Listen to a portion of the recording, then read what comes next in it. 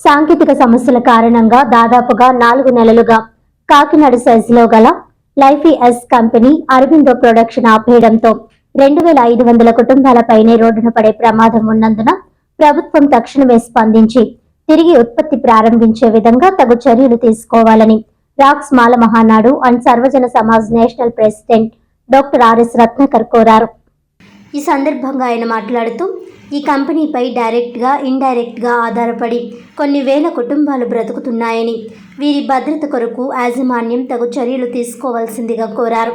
అలాగే ప్లాంట్ తిరిగి పునరుత్పత్తి ప్రారంభించే వరకు ఉద్యోగుల జీతభత్యాల విషయంలో ఏ విధమైన ఇబ్బందులు తలెత్తకుండా యాజమాన్యం తగు చర్యలు తీసుకోవాలని డిమాండ్ చేశారు. దాదాపుగా 2400 కోట్ల వ్యయంతో ప్రెస్టీజియస్గా ఈ కంపెనీని ఇక్కడ స్థాపించారని, ఈ పరిశ్రమను కాపాడుకోవాల్సిన బాధ్యత ప్రజలందరిపై ఉందన్నారు. ఈ కార్యక్రమంలో చిన్నం వెంకటేశ్వరరావు, కొప్పుల ప్రేమ్బాబు, బొల్లం ప్రసాదరావు, బల్లా సత్యనారాయణ, సలాది బాబులు, ధారా నోకరాజు తదితరులు పాల్గొన్నారు. ఎందుకంటే మన కాకినాడ SEZలోనే ఇండియాలోనే మన ఉమ్మడి తూర్పుగోదావరి జిల్లాలో ఉన్న ప్రెస్టీజియస్ ఇండస్ట్రీ అయినటువంటి లైఫీఎస్ అన్నమాట. లైఫీఎస్ అంటే it's subsidiary of Aurobindo pharmaceutical limited. వారు అక్కడ మరి మీకు ఐడియా ఉందో లేదో 2020 సంవత్సరంలో స్టార్ట్ చేసి 2024లో ప్రొడక్షన్ బిగిన్ చేయడం జరిగింది. అక్కడ అత్యంత ఇంపార్టెంట్ అయినటువంటి యాంటీబయాటిక్ ప్రొడక్షన్ జరుగుతూ ఉంది. ఆ విషయాలన్నీ కూడా మీకు అందరికీ తెలుసు. నేను డాక్టర్ కాబట్టి MBBS, మరి ముఖ్యంగా ఆ ఫార్మకాలజీలోనే గోల్డ్ మెడలిస్ట్. నేను అక్కడ ఏం జరుగుతుందో మీకు క్లియర్గా తెలియజేద్దాం అనేటటువంటి ఉద్దేశంతో తెలిసినటువంటి వ్యక్తిగా ఈ ప్రెస్ మీట్ ఏర్పాటు చేయడం జరిగింది మిత్రులారా. కాబట్టి మీరు అందరూ కూడా గమనించాలి. ప్రెస్ నోట్ రిలీజ్ చేశాం. నేను ఈ రాష్ట్ర ప్రభుత్వాన్ని అలాగే ఈ లైఫీఎస్ ఫార్మస్యూటికల్ కంపెనీ ఏదైతే ఉందో దీన్ని డిమాండ్ చేసేది ఏంటంటే, నేను కనుక్కున్నటువంటి సమాచారం ప్రకారం, నాకున్నటువంటి ఇన్ఫర్మేషన్ ప్రకారం గత 4 నెలలుగా ఆ కంపెనీని షట్ డౌన్ చేయడం జరిగిందని, దానికి రీజన్స్ ఏంటంటే కొన్ని టెక్నికల్ కారణాల వల్ల ప్రభుత్వంతో కొన్ని అనుమతుల విషయంలో చిన్న సమస్య రావడం వల్ల 4 మంత్స్గా ఆ ప్లాంట్ నడవడం లేదని, ప్రస్తుతానికి రన్ అవ్వడం లేదని చెప్పడం జరిగింది నాకున్నటువంటి ఇన్ఫర్మేషన్ ప్రకారం. అయితే ఈ యొక్క ఇండస్ట్రీ మీద డిపెండ్ అయ్యి 2500 కుటుంబాలు డైరెక్ట్గా బతుకుతూ ఉన్నాయి. అలాగే ఇండైరెక్ట్గా ఈ ఇండస్ట్రీ మీద డిపెండ్ అయ్యి బతుకుతూ ఉన్నారు. కాబట్టి తక్షణమే ఈ యొక్క కంపెనీ విషయంలో ప్రభుత్వం తగిన చర్యలు తీసుకుని ఆ ప్రొడక్షన్ స్టార్ట్ అయ్యే విధంగా, రన్ అయ్యే విధంగా చర్యలు తీసుకోకపోతే ఆ కంపెనీ యాజమాన్యం కూడా ముందుకు నడిపించేటటువంటి పరిస్థితులు ఉండవు. కాబట్టి వేలాది కుటుంబాలు మరి ఇండైరెక్ట్గా వారిపై డిపెండ్ అయినటువంటి ప్రజలందరూ కూడా రోడ్డు పడేటటువంటి అవకాశం ఉంది. కాబట్టి నేను ఈ సందర్భంగా ప్రభుత్వానికి విజ్ఞప్తి చేస్తూ ఉన్నాను. మిత్రులారా, మీరు పత్రికా విలేకరుల సమావేశం ద్వారా, ఈ పత్రికా విలేకరుల ద్వారా ప్రభుత్వానికి నేను విన్నవించుకునేది ఏంటంటే, తక్షణమే మీరు స్పందించి ఆ కంపెనీని గాడిలో పెట్టాలని, ఆ కంపెనీ రన్ అయ్యే విధంగా తమ చర్యలు తీసుకోవాలని చెప్పేసి కోరుకుంటా ఉన్నాను. మరి ముఖ్యంగా ఈ కంపెనీ యొక్క స్పెషాలిటీ ఏంటంటే, 1990sలో మన ఇండియాలో 5 ఫార్మస్యూటికల్ కంపెనీస్ ఉండేవి మిత్రులారా. అదేంటంటే Alembic, Hindustan aerobiotics limited, antibiotics limited, అలాగే నెక్స్ట్ ఏంటంటే మన సారాభాయ్ కెమికల్స్ లిమిటెడ్, అలెంబిక్ అని, టోరెంట్ ఫార్మస్యూటికల్ కంపెనీ అని చెప్పేసి 5 కంపెనీలు పెన్సిలిన్ G అనేటటువంటి ప్రధానమైనటువంటి యాంటీబయాటిక్ని ఇండియాలో ప్రొడ్యూస్ చేసేవి. కానీ చైనా సడన్గా మార్కెట్లోకి రావడంతో, చీపర్గా దొరకడంతో ఆ కంపెనీలన్నీ కూడా మూసేసి వాళ్ళ స్క్రాప్ అమ్మేసుకోవడం జరిగింది. మిత్రులారా, ఈ విషయాలు ఎవరికి తెలియదు. దయచేసి మీరు అందరూ కూడా జాగ్రత్తగా తెలియజేయండి. ఇటువంటి సబ్జెక్టు ఇంతవరకు మన ముందుకు రాలేదు. ఈ ఇండియాలో ప్రొడ్యూస్ చేసేటటువంటి ఈ పెన్సిలిన్ G అంటారు, దీన్ని బెంజైల్ పెన్సిలిన్ అంటారు. మనం చిన్నప్పుడు వాడేటటువంటి యాంటీబయాటిక్ ఇదే. ఈ పెన్సిలిన్ ప్రొడ్యూస్ చేసేటటువంటి కంపెనీలన్నీ కూడా చైనా చీప్గా ప్రొడక్ట్స్ ప్రొడ్యూస్ చేయడం మొదలుపెట్టిన తర్వాత మనకి ఈ కంపెనీలన్నీ కూడా ఇండియాలో ప్రొడ్యూస్ చేసే కంపెనీలు మూసేసుకుని లాస్ అయిపోయి స్క్రాప్కి అమ్మేసుకున్నటువంటి పరిస్థితులు ఉన్నాయి.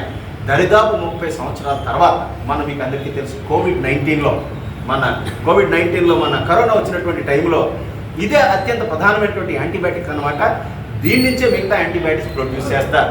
కానీ ఇండియాలో లేదు. పూర్తిగా వరల్డ్ నెంబర్ 1 చైనా మీదే డిపెండ్ అయిపోవడంతో మరి మోడీ ప్రభుత్వం కళ్ళు తెరిచి ప్రొడక్షన్ లింక్డ్ ఇన్సెంటివ్ స్కీమ్ అంట, ఎంత ప్రొడ్యూస్ చేస్తారో దాన్ని బట్టి గవర్నమెంట్ ఇన్సెంటివ్ ఇస్తుంది అనమాట.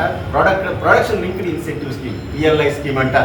ఈ స్కీమ్ ద్వారా ఇండియాలో ఫస్ట్ టైం 30 years క్రితం మూసేసినటువంటి ఫార్మస్యూటికల్ కంపెనీని మళ్ళీ మన కాకినాడ SEZలో 2400 కోట్ల రూపాయలతో మరి మన ఎస్సీజెడ్లో స్థాపించడం జరిగింది. మిత్రులారా, మీకు ఐడియా ఉందో లేదో, అది 2004 నుంచి ప్రొడక్షన్ స్టార్ట్ చేయడం జరిగింది. ఏవో ఇంత ప్రెస్టీజియస్ కంపెనీ అన్నమాట ఇది.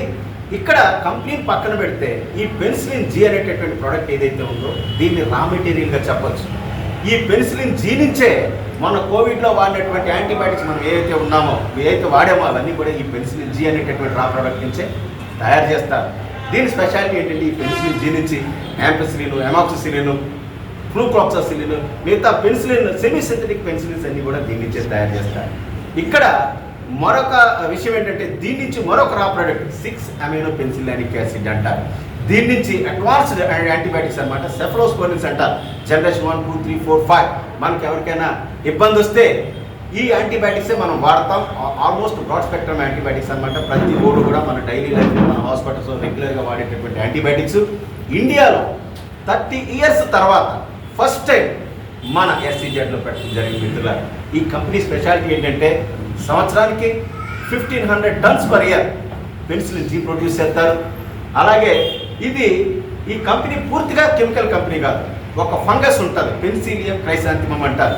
ఈ ఫంగస్ గ్లూకోజ్ను ఫెర్మెంట్ చేయడం ద్వారా, ఫెర్మెంటేషన్ ప్రాసెస్ ద్వారా ఈ పెన్సిలిన్ జీ తయారు చేస్తారనమాట. దీనికి కావాల్సినటువంటి ఈ గ్లూకోజ్ని, అదే జనాలందరూ కూడా గ్లూకోజ్ ఫ్యాక్టరీ అనుకుంటున్నారు. ఈ ఫెర్మెంటేషన్కి కావాల్సినటువంటి షుగర్ ఏదైతే ఉందో గ్లూకోజ్, ఈ గ్లూకోజ్ని మేజ్ అంటే జొన్న, మొక్కజొన్నని తయారు చేస్తారు.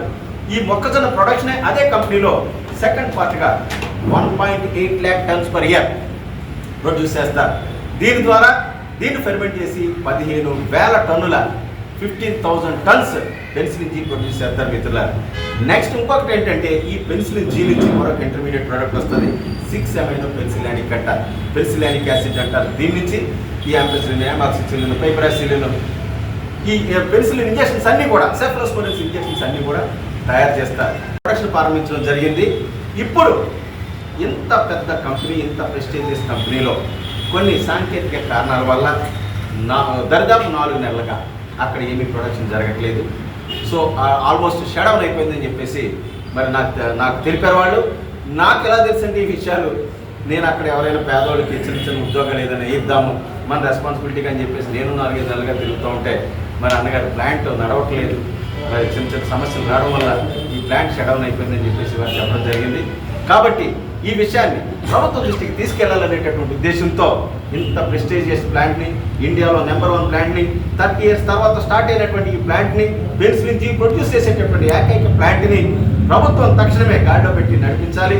మరి దీని మీద డిపెండ్ అయినటువంటి కుటుంబాలన్నింటినీ కూడా మరి ఆదుకోవాలని చెప్పేసి, ఫ్యూచర్లో ఇటువంటి సమస్య రాకుండా చూడాలని చెప్పేసి నేను ప్రభుత్వాన్ని, యాజమాన్యాన్ని కూడా విజ్ఞప్తి చేస్తా ఉన్నాను. ఈ కంపెనీని కాపాడుకోవాల్సినటువంటి బాధ్యత ఒక ప్రభుత్వాన్ని, యాజమాన్యాన్ని కాదు, లోకల్గా ఉన్నటువంటి ప్రజలందరినీ కూడా అన్న విషయాన్ని గమనించాలని చెప్పేసి కోరుకుంటా ఉన్నాను. మిత్రులారా, నెక్స్ట్ ఎనీ క్వశ్చన్?